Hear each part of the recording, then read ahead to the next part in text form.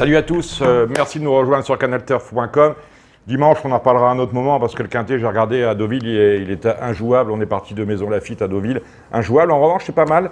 Samedi, avec le prix de la Porte Montmartre, c'est une course qui a réuni 16 partants, des chevaux d'âge, 6 à 10 ans, une course européenne. On fera confiance aux étrangers parce qu'on est sur 2650 mètres avec départ à l'autostart. Donc voilà, départ de la course 15h15. À ce sujet-là, on a Anguien. Merci pour ceux d'entre vous qui sont venus me voir à Anguien la semaine dernière, c'était très sympa. Je sais qu'on a reçu beaucoup de messages, on va vous répondre parce que beaucoup de personnes ont demandé des t-shirts. On va sans doute, parce qu'on a tout distribué ou presque, reprocéder un tirage spécial. On vous tiendra au courant. En tout cas, vous envoyez un mail, vous envoyez un message, vous envoyez un message sur Twitter également.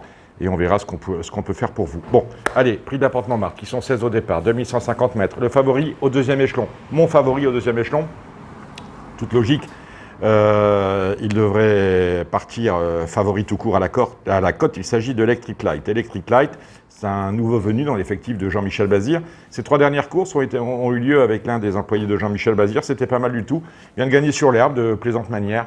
Il est un peu déclassé ici, eu égard à ce qu'il a fait de mieux dans son pays d'origine, associé au patron, à savoir Jean-Michel Bazir. Normalement, c'est un penalty. On a une énigme dans cette épreuve, c'est le 8. Le 8, c'est Calvin Borel. La dernière fois, je vous avais dit, c'est le meilleur du lot, mais on ne sait pas parce qu'il fait sa rentrée. Et finalement, on l'a bien su. Il a gagné, je crois que c'était une cote, je vais vous dire ça tout de suite, on va ouvrir sa fiche. Il a gagné à 30 contre 1. Alors, son entraîneur, Lugauer, avait dit non, et il a dit oui. Il ne savait pas trop, finalement il a gagné en cheval déclassé. Alors on n'est pas allé à la noce, j'espère qu'on ne va pas aller entièrement dimanche, ça reste quand même une première chance, d'autant que là pour le coup on met un driver qui sait absolument se servir de lui, c'est Driver Elias, le 8 derrière l'autostart, derrière la voiture. Si une deuxième course après une longue absence, éventuellement si on doit lui chercher des poux dans la tête, on fait comme ça. Mais bon, en valeur, honnêtement, il a le meilleur record, il est bien engagé. Et il se plaît, il vient de le prouver sur la piste d'Anguien. Donc, autrement dit, on est obligé de faire grand cas de ses chances. Allez, on va défiler. Donc, on a 2 bases quand même. Calvin Borel, le numéro 8, et on a le 13 Electric Light. On va défiler les différents chevaux de cette épreuve avec l'As Big Edek. Big Edek, c'est l'entraînement et la drive de Philippe Daugeard. Bon, c'est pas un foudre de guerre. On aime bien Philippe Daugeard, mais bon, c'est quand même pas un top driver dans ce genre de course. Mais bon, petit parcours, le numéro 1 à l'autostart. Voilà, s'il ne se laisse pas envelopper et s'il a pari d'autres chevaux avec lui pour finir, ça peut éventuellement le faire, 4e, 5e. Bamour sera l'un des chevaux en vue de cette épreuve. Je le préfère personnellement dans des courses de longue haleine. Nonobstant, le cheval est assez régulier, vient d'être malheureux en se classant 7e. Bon, je vous dirais, on le laisse pareil, lui, dans le short réduit, ce n'est pas une priorité. Le numéro 3, Crystal River, alors lui, il va prendre de l'argent parce que c'est l'entraînement de Sébastien Garato qui a quand même passé un samedi dernier assez pourri. Je crois qu'il avait 4 ou 5 partants, aucun n'a fait l'arrivée. Au pire, une 5e place pour Tony Joe. Ce Crystal River est associé à François Lagadec qui marche sur l'eau actuellement. Il reste sur 2 succès, il va retirer l'argent de la poche. En revanche, allez voir ses performances à Anguien. C'est de la poubelle absolue, il n'a jamais réussi sur cet hippodrome. Je crois que je ne l'ai pas mis dans mon pronostic sur RTL, donc voilà. On laisse de côté. J'ai laissé de côté le 4 Arima Turgot. Ça va être très compliqué l'histoire. Création, je vous en avais parlé une fois, je lui ai envoyé une chance lors de son avant-dernière sortie, elle a été disqualifiée. Là, il y a un lot quand même, ça va être difficile.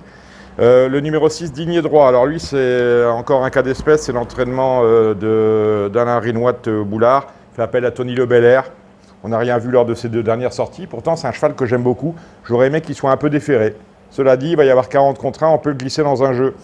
Le numéro 7, Benoît Royal, j'en voulais pas la dernière fois dans la course de référence. Il avait tiré le 3 ou le 4. Tout le monde, quand j'étais à Anguien, me disait Benoît Royal, parce que Franck Nivard, il n'a aucune espèce de marge. Le 7, pour lui, c'est un mauvais numéro. J'en veux pas. On passe au 9, Aaron the Baron. Voilà un sujet intéressant. Il avait gagné son quintet un peu à la surprise générale associée à David Thomas. C'était en province, à Caen très précisément. Il vient décevoir à Vincennes. Piste plate, Anguien, 2150 mètres. Il part derrière Billedec. Corde 1, lui, à corde 9. C'est un outsider intéressant. Attention à Once for All Face. Alors, Once for All Face, la dernière fois, était drivé par son entraîneur. Autrement dit,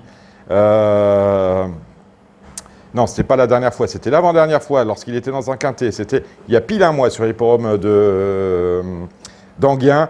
Il avait pris la 8e place du quintet remporté par Calvin Borel. J'avais dit, le cheval avait au papier une belle chance, il avait le couloir 9. Il y avait une belle chance et j'avais dit, je ne veux pas du driver. Là, on fait appel à Mathieu Rivard. Attention, ça ne va pas être la même limonade. Surprise possible. Le 11, Vasterbo-Grosbois, c'est le cheval qui a fait l'arrivée de la course de référence, c'est drivé par Pierre Vercuis. Là, Pierre Vercuis n'est pas là, je ne connais pas le driver Polanen.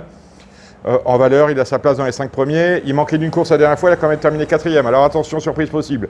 Le numéro 12, Désir Castelet, c'est une rentrée, mais dans cette configuration, à 3 ou 4 reprises, il a fait l'arrivée. Autrement dit, si on cherche un petit outsider, là encore, Désir Castelet, c'est assez rigolo, c'est un cheval qui aime l'autostart, qui est extrêmement régulier et qui se plie en gain. Bref, il cumule les avantages.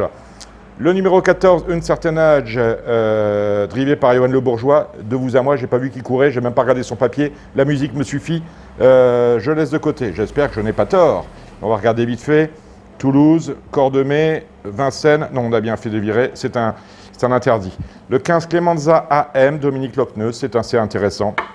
C'est pas une rentrée, mais c'est une jument qui se plaît derrière l'autostart, qui s'entend bien avec Dominique Lochneux et qui vient de se classer deuxième en Belgique. Chance. Deuxième interdit au même titre que le 14, on a Bel Air. Donc deux bases absolues, Calvin Borel, le 8 et le 13, Electric Light. Et ensuite, vous faites comme vous voulez, avec pourquoi pas, qu'est-ce qu'on a dit comme outsider rigolo, Dîner droit qui peut faire un truc. Et le numéro 12, Désir Castelet. Et ensuite, on met Aaron de Baron, Once for All Face, etc., etc. On se retrouve la semaine prochaine pour d'autres aventures. Ciao.